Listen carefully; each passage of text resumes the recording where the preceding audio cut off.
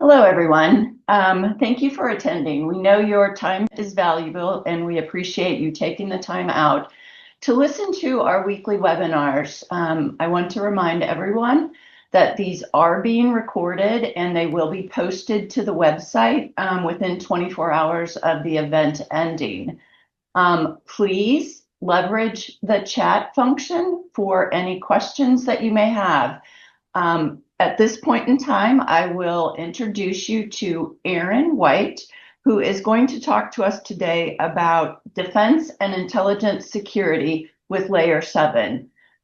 There is a number of panelists behind Aaron that are waiting to answer your questions. So as I had mentioned, please ask any questions you want in the chat and we will get them answered for you. So at this point in time, I will turn it over to Aaron to start his presentation. Thanks. Thanks very much. Welcome, everybody. My name's Aaron White. I'm head of Layer 7. So Layer 7 is a company that went through a couple of acquisitions to end up in Broadcom, but we concentrate on API security and API management in the industry. We've been around for about 20 years, more than 20 years actually, and I've been working with Layer 7 for around 15 years. So done a number of different jobs, and now I have responsibility for product engineering, etc. So I'm going to take you through today a little bit of some of the things we do, how we work in the defense and intelligence sector, and how Layer 7 and VM can work together and bring more value together. So with no delay, I will crack on.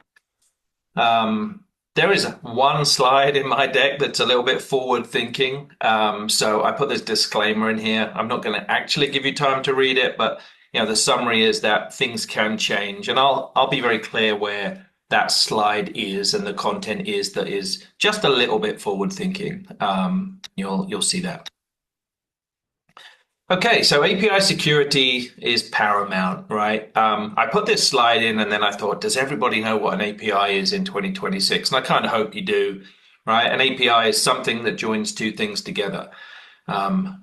Massive growth in the API space came from when, we got mobile devices with apps on, right? So instead of going through a web page, we've now got apps talking to backends, but really it can be anything. It can be off-the-shelf products, services you've written, legacy services that you have, mobile applications, etc.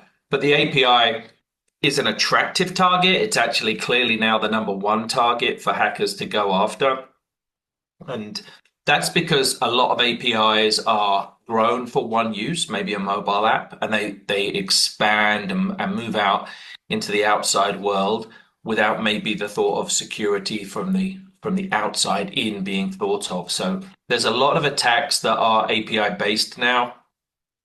And that's very important, right? APIs, as you see at the bottom here, if they're hacked, if any hack is successful, can have big costly consequences, right? Financial is the obvious one. Reputation. Lots of companies never survive a big breach, right? And if that's come through your API that you designed for internal purposes, and then put it outside, then your reputation is done. There's legal and regulatory consequences.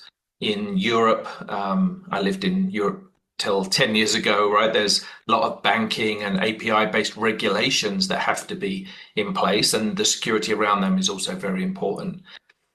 Remediation costs, getting back from your data being stolen or frozen or hijacked is very costly. The one at the bottom is legitimate though, right? The type of customers we have at Layer 7 using the Layer 7 API security gateways are in the industry that you guys are used to in federal and intelligence space, are protecting human lives. So we put that on the slide and we talk to some parts of the world and they don't get that. In this case, it's very, very true. So yeah, that's APIs. The security is important. Hopefully that was a fairly obvious introduction. A little bit more detail about that. Why do our customers and organizations out there struggle with API security? Well, a lot of APIs are developed quickly and they're exposed with minimal, if any, sometimes security. But if you look at the OWASP top 10 here, so OWASP is, an open organization that looks at the biggest threats. So we had the top 10 for web for years. We now have it for API. We're getting it for AI as well, right? A lot of these things are driven by authentication and authorization issues, right? So it's not just that you authenticate the right person, it's that the right person had access to the right APIs and the right data under that. So it's very much more than I've just got the key. I need the key to exactly the right type of data. And that's really important. And we'll look at that in some of the use cases that we cover in how we do that in the federal and intelligence space in particular. APIs are often designed with one use. The thing is, they kind of encourage lots of different uses. So, sometimes these things like broken property levels, unrestricted consumption, broken authentication are just because we had success with the API. So a successful API often leads to security issues. So what does Layer 7 do? So Layer 7 concentrates on four main pillars, four main parts, and the core to it, the thing we've been known for a long time, the thing we have common criteria certification on, which we'll talk about at the end, is that real-time API security. So Layer 7 gateways sit between the consumer and the service and manage that traffic. They make sure it's secure. They look for things like threat protections. They enforce the OWASP top 10. They're acting as a message level firewall. And we'll delve down into what that means in a little while. But it's really below the network level. It's really down into what that content is in the message. And we can get very, very granular in what we do with that. As well as securing it, we also enable it, right? So you may have an old service that is XML based and incredibly badly designed for something in the mobile world or for something from a small handheld device or an IoT device.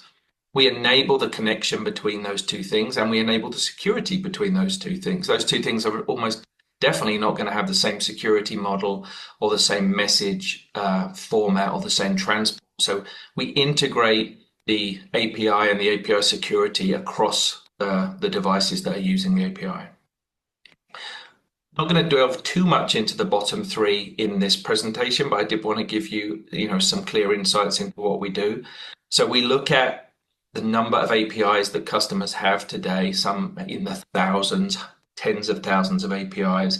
We look at how they're deployed, and that's a big thing, right? So we help our customers not only manage large amounts of APIs, but large amounts of API gateways. I have customers who have thousands of API gateways, literally thousands of API gateways.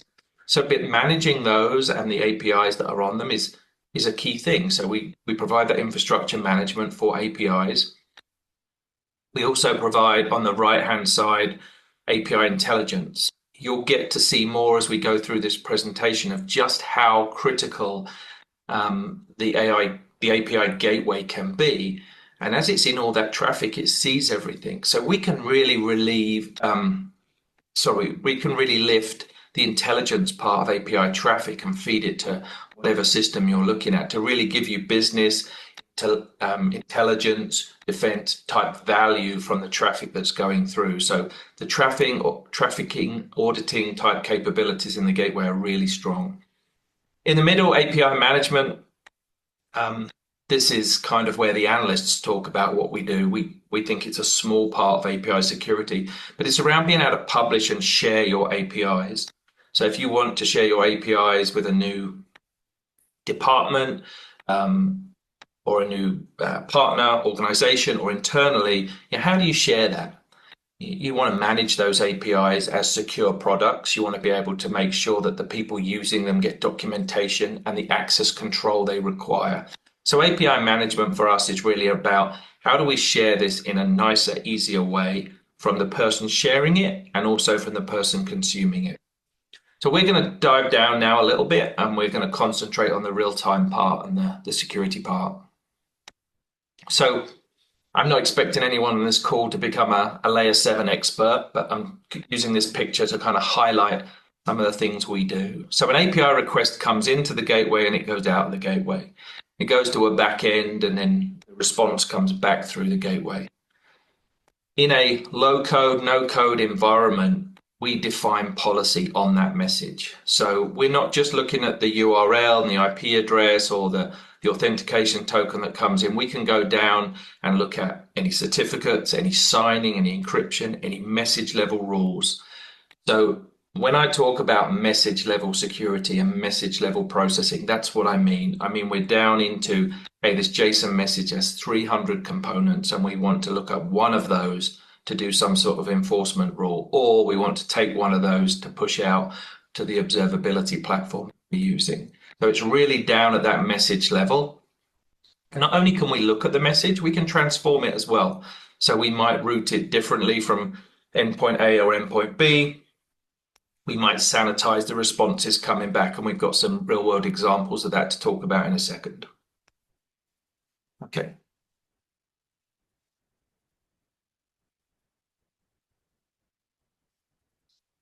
Okay, so this is a real world example and one of the more successful use cases we've seen in this space, the federal space. So if you think about on the left, you've got some sort of analyst or operator that's using a service. They will go through a gateway and we'll enforce that security. We'll make sure that they're the right person. We will make sure that they're accessing from the correct place. And then we'll push it through a guard, maybe into a high-low environment, and then we'll get the responses. And the gateways on either side are, relatively optional, right? But in this particular example, they're very important, and we'll come to that at the end. But the response comes back, and as it goes through the layer 7 gateway, the gateway can decide, does this person have the right level of clearance for all the things that they're asking for?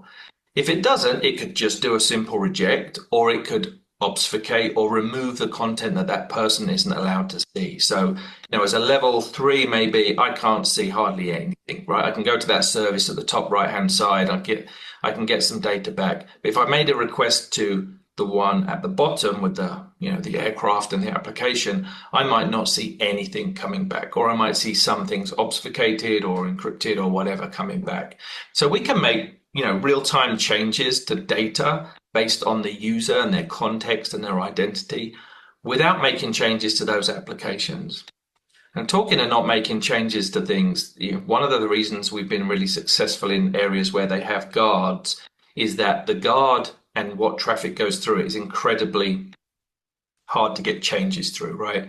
It's not a simple, you put a change request in and you make that. Maybe that environment is certified, completely for a particular project or operation, and you can't make any changes to it. Layer 7 allows us to act as the gate there, where we make sure the data coming in is in the right format with the right security, mutual TLS, whatever we want to do. And then the data going out, as it comes out, we can transform that again. We can push the context of a user through that. We can create the messages in the right format for the inbound and outbound stuff. So it's a real win for our organizations where things like guards, network guards are completely tied down. The Layer 7 gateway allows us to really decouple that hard-coded guard high assurance level with what's actually needed from an operational perspective. Okay, so some other environments where we can do similar things. Again, here we're using a federated gateway model where one gateway is the master and it's doing a couple of things here, right? It's doing some routing. So it knows that a request coming from security domain 1 can only go to maybe 1 or 2 of the domains below. It's doing some transformation of the data, maybe even the protocol that's coming over. We've seen a lot of use cases where HTTP to HTTP with a large message payload is not particularly useful, right? Low bandwidth devices, wearables, that kind of stuff. It's incredibly important that we get the messages there in the right format.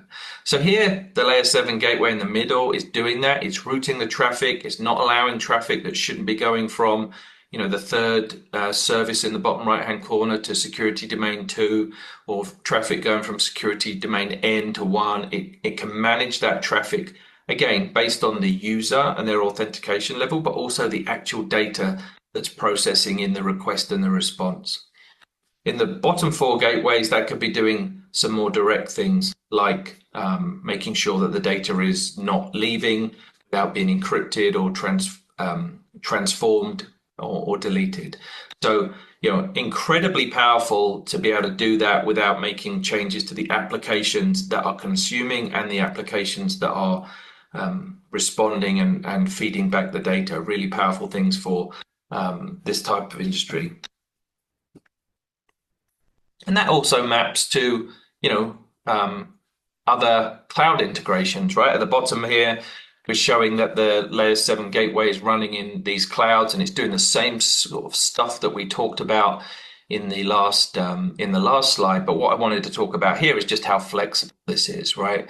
So layer 7 configuration, it's a slightly less exciting representation of the data I showed earlier, that flow going through. But that's how we build it. We build a policy that shows a number of what we call assertions or actions that take place on the data.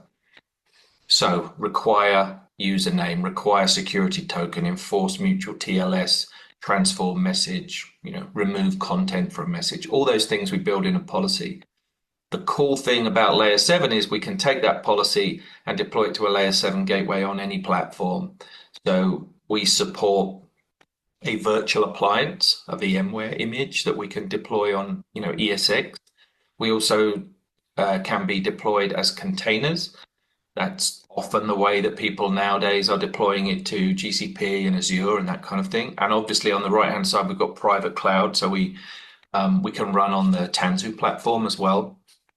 But that's the same configuration that gets pushed out there. Now, for more complicated devices, maybe, we can also be deployed via software, so you can do a software installation. Actually, one of the funniest questions I got asked in the first few years of working at layer 7, we used to sell a hardware appliance, which demand has dropped for that, so we no longer deliver that. But one of their first questions was, is this device saltwater proof? I feel like you've got a number of issues if you're worried about getting saltwater in your server, but they have saltwater proof devices, and we use the software version to install the layer 7 gateway, take the configuration from their other environments and just push it out there. So you can write once and push it out and deploy wherever you like.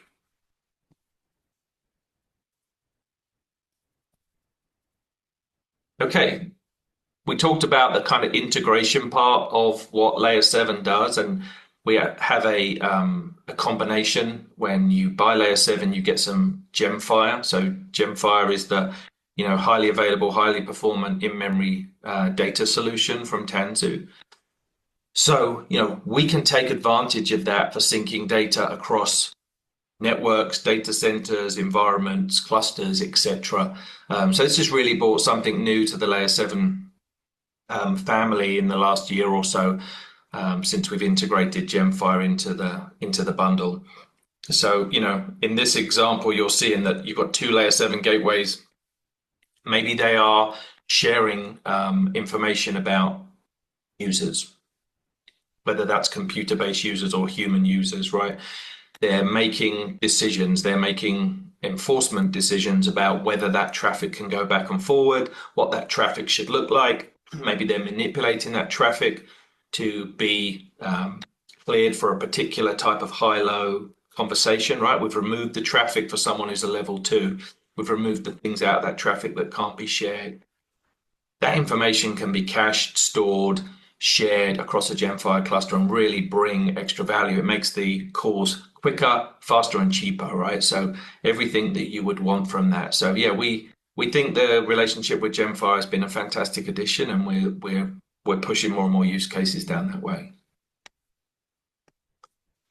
So that's what policy looks like, right? So hopefully you've got the message, right? That an API request comes in, there's a request and a response, and at any part of that message, we can use the metadata around it, like HTTP headers and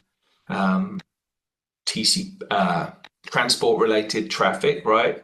It could be IP addresses and things like that. It could be Kafka queues if we're using something like Kafka. We can use any of those things to make any decision about the message, and we can transform any of those things. So we could go from Kafka to HTTP. We could transform the message from XML to JSON. We could take some of the message out. We could actually add something to the message, right? We can enrich the message with things looking up in Gemfire or a database or whatever. So you're really talking about message level processing, incredibly focused at security and enabling that, but also, a number of other parts of the API conversation that can be incredibly useful.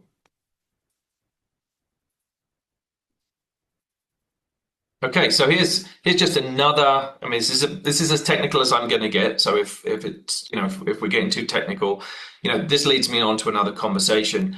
The layer 7 gateway has been used for a number of years for doing content-based, message-based routing, and we're already seeing our customers start to use it for AI routing and AI security as well. So the gateway can, for instance, here, look at this traffic. It can find out what my API key is. It can then inspect that API key. If it needs to, it could go off box and look at what that key entitles me to, right? Depending on how it's signed, how it's created, I might have to go off box and do that. I can bring that back. I can cache the response, and then I can divert the traffic. So, maybe my API key only lets me use Olama. Maybe Chris, who's on the call, his key sends him through and he can use the Anthropic models and use Claude, right? So that kind of thing, very important. Other things we're seeing in the AI space is, token counts. Some of the relationships and models that our organizations are building in AI have unlimited tokens, for example, but there is a cost associated and there's no enforcement at this point. So we can look at that. Every response that comes back from our LLMs can give us a token count. We can see that and we can interpret it however we like. We can just log it and track it. We can enforce based on it, right? So if that token count comes back and it's over 100, maybe at the gateway level, we'll disable that API key for the rest of the day because we don't want the charge and cost associated with it. So the AI space is going to bring some other use cases for the API gateway. Already starting to see them, but it's going to bring more and more as we go forward. Because of that, we are now working internally on a project. This is my future slide, by the way, called Agent Minder. So Agent Minder ties some of our identity capabilities that we have within Broadcom and some of the security things, including a AI gateway. So it'll be a slightly different flavor of gateway that's coming for AI solutions, protecting agents and LLMs and MCP servers and that kind of thing. So tying those two things together, identities, being able to manage agents and the issues and identities around them, being able to enforce the security around that agent to AI conversation, being able to control the agents. That's the two things that we're doing there. And then pulling that together, like I said, the observability part is incredibly important. Which agents called which service, which agents breached security protocols, which agents got blocked because they were trying to do things they shouldn't. How are they performing? So the observability part is key to that. So Agent Minder is something that's coming. I'm expecting it to be, halfway through the year, maybe into the second half of the year, but hopefully we'll have more to share on that as soon as we've got it. Okay, as part of that, one of the things we're expecting with AI is, AI is all those things I talked about, LLMs, MCPs, agents, they're all making API calls. So one of the things that's going to be really important as we get into seeing more and more customers protect AI through gateways is the scale, right? So this is what we have today. This is the same model and practices that we're building for the AI gateway, but we can take our configuration that's in known entities, right? You tend to know the entities that you're running, whether it's software or virtual machines, and you want to take advantage of more dynamic cloud platforms like Tanzu or GCP or whatever, right? So as I said before, our configuration is totally portable. We can push that over. We can put it into things and manage our configuration and our policies as code. Makes it incredibly easy for customers to scale out, to put temporary deployments up, pull them down. I have a customer in the UK that manages bet gambling for the largest gambling event in the UK. They started on the left-hand side. Now they spin up into AWS for those particular events and that particular race called the Grand National in the UK is incredibly peaky. So they use this exact idea to be able to manage that.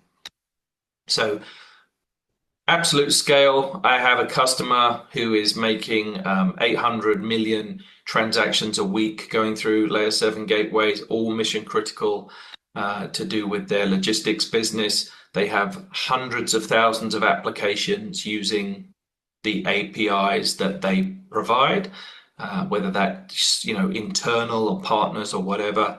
And yeah, thousands and thousands of APIs across a number of different business units. So they're really scaling at extreme scale. They drive us and they drive what we do in the product and how we test it.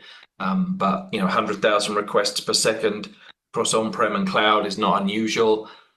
For some of these organizations that have very peaky traffic, that one is just constant. It's every day, that kind of level of thing. So tapping into API signals, I just wanted to make sure we delved into this a little bit. So, traffic is important, right? Knowing how much an API got called gives us a certain level, right? Even knowing which application it came from gives us a certain level. And we can see all those things as they go through the gateway. But we can also see the business or security insights that are included in there as well, right? We can find the geolocation, for example, based on the API. We can also drill down into the content of that message. We can look, is it Air Force traffic? Are people asking for particular traffic about a particular service? What's the response going back and what does the message look like? What are the things in there? How do we want to get value from that? So again, any part of that message, whether it's the metadata or the content itself, the request or the response, we can push out into a reporting tool if you like. This is obviously going out to Elastic and we're showing a little dashboard here, but any of that information is available and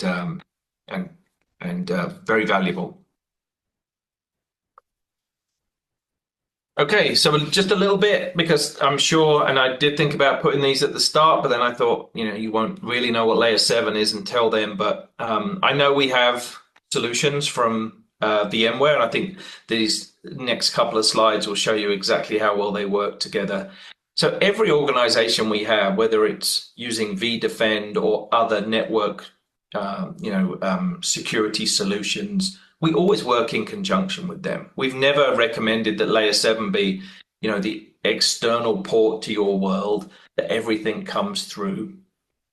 And that's because it's not designed to do that, but vDefend is designed to manage security at that level, right?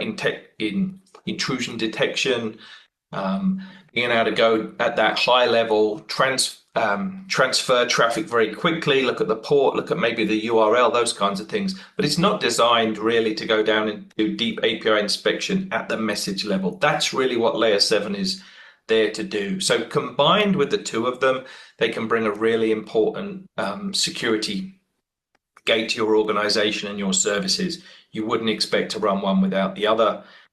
Inspects all the API traffic, enforces the policies. It's looking for things like code injection and threat protection, maybe even replay attacks and those kinds of things. And replay attacks could be based on, something straightforward at the network level, or they could be down right in the details of what's in the message. So running together, they provide a great defense for your APIs. I've seen organizations go even further than this, right? If something happens in layer 7, you actually might want to tell the network security level about what is happening, right? You might want to say, these messages are coming. We've noticed there's something very bad in the content of the message. We should block this as early as possible. Now, we could block it on the layer 7 gateway because we can do things like rate limiting and quotas and blocking, and we can change our own rules. You might also want to push that rule back, right? Send some information back to the security device that's in front of you to say, okay, let's block this at an IP level or a MAC address level, but that it doesn't even come through anymore. We don't process it. So these things not only can work together, they can work better together by sharing that information. Same with load balancing, right? The layer 7 gateway is not designed to do high level load balancing at an IP level. that kind of level 3, 4 type information. It's not, it's not designed to do that. And I would never recommend that be the thing, but it is designed to sit behind a load balancer, like the one in VCF, right, in AVI. And afterwards, it can do load balancing at the message level. So we see a lot of deep logic that needs to be inspected, traffic defined.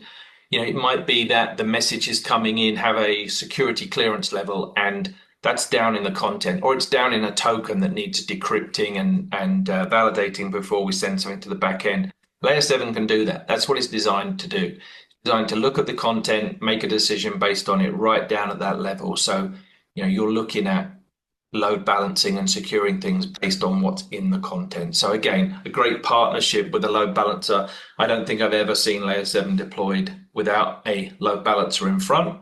And sometimes even the load balancer is behind it as well, if there's depending on where it is in the network traffic.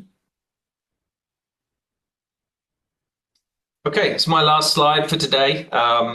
Hopefully that's been useful. I just wanted to kind of call out some of our security credentials. We've been in this space for a long time. We started as a Canadian organization with the Layer 7 product and had great success in the US federal and intelligence community. That still remains the case. We remain a common criteria certified solution, which I don't think any of our competition out there can claim. That gives, great benefit to us in the types of operation that we can deploy to. We keep up with the standards, things like FAPI and those kinds of standards that come along. We also, and again, driven from the type of customers we're working with, we also provide a monthly platform and security patch. So depending on how you're running the gateway, you're in containers or a virtual machine or a software deployment, you would deploy these patches each month to keep up to date with any vulnerabilities that may have come up either in the product or a component that we're using or that's on the operating system within the appliance. And they're really important for our customers that are looking after that. I would say we've been doing that for at least 15 years, the monthly patches. We're seeing the world evolve at the moment, right, around CVEs and supply chain. So all those things are just becoming more and more important. Final point I would leave on is that we have been working in the post-quantum cryptography space for a little while. Broadcom has a number of partnerships and things that it's doing. From a Layer 7 perspective, we do have post-quantum cryptography support. In the transport layer, we're putting things in more and more as we go along, as customers actually start to use these things. We started with the idea of making sure people can't sniff now and decrypt later on the traffic coming in and going out of the gateway. But a key part of what we do is keeping up with that. We have a very pluggable, friendly crypto environment and configuration environment. So we allow customers to turn things on and turn things off as we need to, and that enables us to also add new things like the post-quantum cryptography algorithms that the industry is demanding now. So yeah, very secured, hardened solution from Layer 7 and one that's been around a long time. Yeah, that's me. Any questions? I've not looked at the question. No, none so far. Okay, well, I know that was a lot to consume. I just went over half an hour. Laurie, I think I'm handing back to you, right? Correct. That is correct. Thank you very much for taking the time to discuss Layer 7 and its role within our environments for our customers. I will remind everyone a short survey will pop up at the end of this.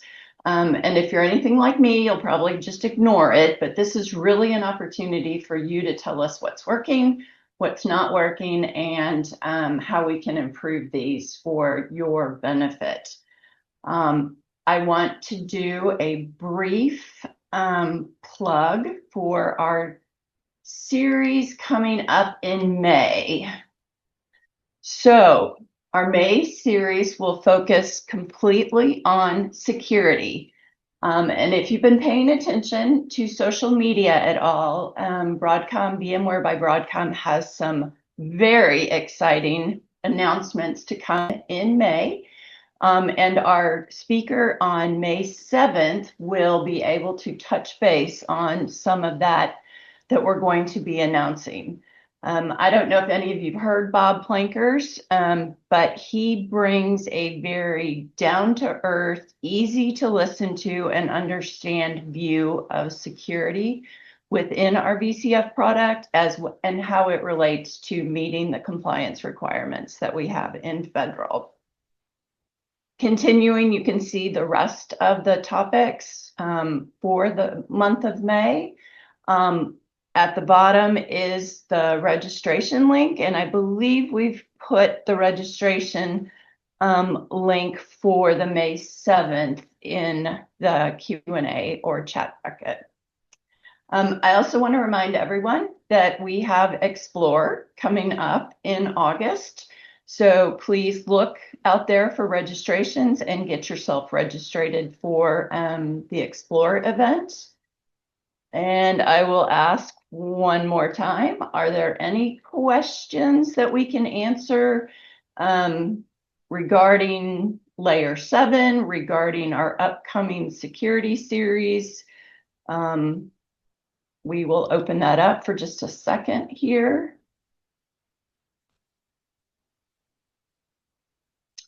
And as we are closing down, I do want to thank you again for attending. I know there are a lot of choices out there, and we appreciate the time that you've given us. And like I said, please let us know if there are topics that you are interested in, and we can add them to the webinar series as we move forward. Please keep your eyes open next week for all of the exciting announcements that we have coming up, and join us on Thursday, May 7th to learn about VCF security and federal compliance.